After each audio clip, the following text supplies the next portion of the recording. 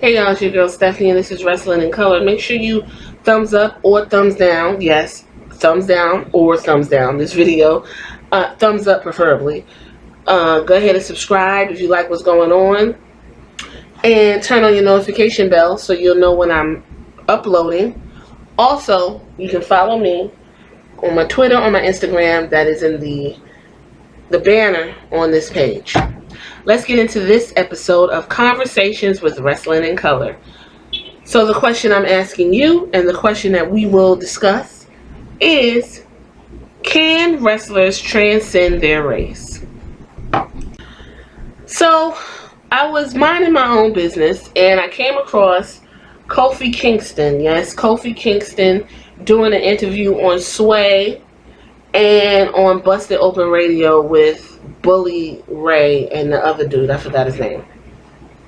And it was back in April, so he just won the WWE Championship or he was about to go into the WrestleMania because they were kind of dated a little bit differently. But both times he made a comment that his story and him transcends race. When asked how does he feel about being the first black WWE champion, or as they like to point out, he is the first African-born WWE champion. Now, I asked this question in the wrestling group that I'm in on Facebook, and some of the responses were interesting. I'm going to read a few of the responses. Somebody said, Eddie Guerrero, while yes, he was the first Chicano, aka Mexican-American, to win the WWE Championship, he wasn't just for us. He was for everybody, and looked at all the fans to this day that are Eddie Guerrero fans. Not all are Mexican. Somebody said great example, and somebody said he was spot on with the example. I actually, okay, you can say that Eddie Guerrero is considered a white Latino of Mexican descent, Chicano. Eddie Guerrero made it clear that he was Mexican, he was Chicano, Latino. He drove a low rider, like he was deep in the culture. And also, he had a great personality. He had charisma. He was a great wrestler. He helped tell a good story. Does that mean he transcended his race of Latino? No, I don't think people understand the question that I'm asking. Can you transcend your race to the point where race is not a factor? And in the WWE specifically, I am saying no. So in the case of Eddie Guerrero, no, Eddie Guerrero is a Mexican wrestler, and he will always be known as that. Yes, we enjoy him. Yes, he's fun, but he did not transcend his race, and more likely, he was immersed in his race. His race was a part of his character and his heritage. Another one, of course, the most famous one, someone said The Rock. And The Rock has said he has transcended his race. And it's funny because The Rock is an interesting one, being that he is biracial. The Rock is half Canadian black, okay? His father is Canadian black and Samoan. He has, as of late, been immersed in his Samoan heritage. When he first started, he was Rocky Maivia. Then he went to Nation of Domination.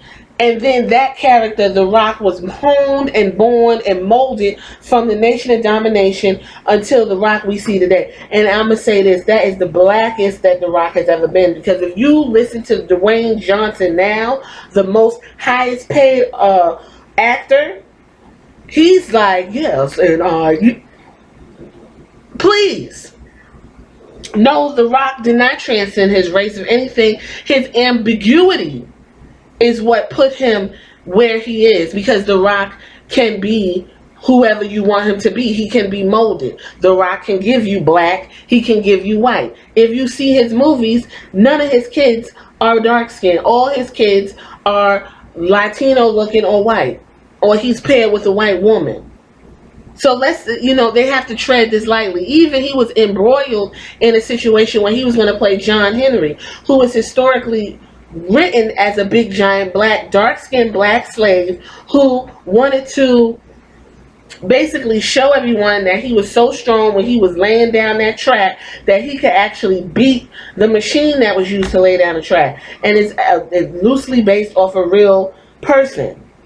Okay, he wants to take John Henry, which is a historically black folktale, black American folktale, and turn it into a people of color rainbow coalition. John Henry and his, what did he call it? The woodsman or the fellow brethren or some bullshit, and everybody was upset about it. And he basically said he is mixed, and so he wants to make sure everyone understands where he's coming from. And it's not just for blacks, even though John Henry is a black folktale. It's folklore. So when it comes to his wrestling, I said nobody thinks of The Rock as just black or just Samoan. He's a human we all love. I said, yeah, well, that's not true. And he said, how isn't he? I said his whole WWE career and placements was based off his background and race.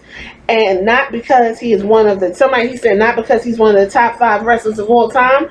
I said, stay on topic. He said, here's the thing about Rock and his race, success, and career. Dwayne Johnson had to be a great performer to actually cash in on his placement. Also, he started hella low and rose to greatness because of who he was as a person, not because he was Samoan or black or Rocky Johnson's son. Over the years, there have been a slew of Samoan wrestlers, not just in the WWE, but in all of pro.